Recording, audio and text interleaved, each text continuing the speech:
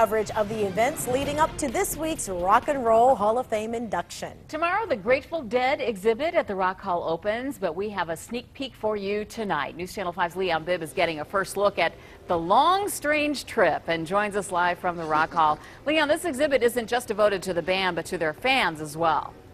How right you are, Lee and Danita. The Grateful Dead really has made an impact on the world of rock and roll. You know, to be a fan of the Grateful Dead, you were and are in special company. Not only was the Grateful Dead a band, it was also a mindset. The exhibit here has finished and working manuscripts in it about some of its classic songs. It's also got art and design because the Grateful Dead certainly were associated with art. The exhibit, some of the artwork is here. It's beautiful. I'm reporting live tonight from inside the Rock and Roll Hall of Fame.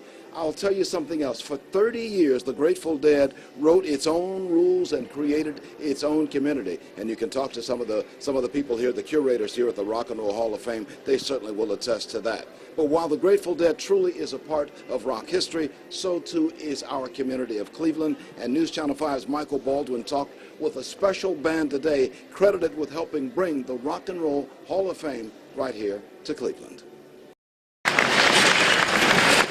Before there was a Walk of Fame or even a Rock Hall, there was Cleveland. The 80s rock band Cleveland, spelled with an E, released 5 albums with Secrets going gold.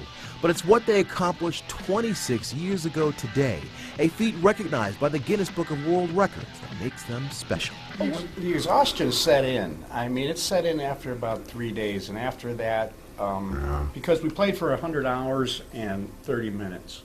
It was 1986, and the Rock and Roll Hall of Fame was rumored to be headed to New York.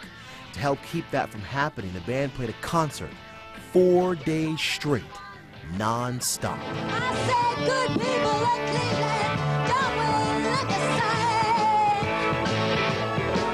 Well, I'm real sorry about it, but we haven't had any sleep since Monday. We didn't sleep. We were given breaks. I remember we decided not to take them. We were afraid we wouldn't get up. Cleveland came to our studios telling us about their role in helping the Rock and Roll Hall of Fame land in Rock City. They remember the day former Mayor George Voinovich came backstage to deliver the good news. But Voinovich came in the back and told us, he says, the New York committee just told me that this was it. He said we were going to put it in New York, but now we can't. We got to put it here. I think we made a dent in history. We did it, Cleveland. We sure did. In Cleveland, Michael Baldwin, News Channel 5.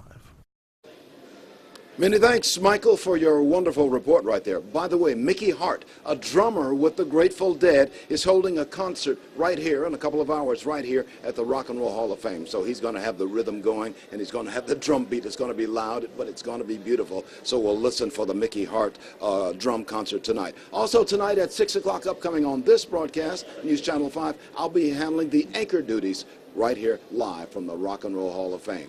A building built of glass and steel, but mostly built of rock.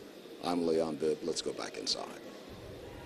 Well, Leon, you mentioned Mickey Hart. You know, in a bio of Jerry Garcia, he's quoted as saying, the Grateful Dead weren't in the music business, they were in the transportation business. They had a lot of people all over the world following them. Wherever they went. Yes, being transported. Wherever they went, they had the planes. Deadheads going. Right, right, all right. Thousands of them. Leon, Thousands. thanks. We'll see you in a little bit.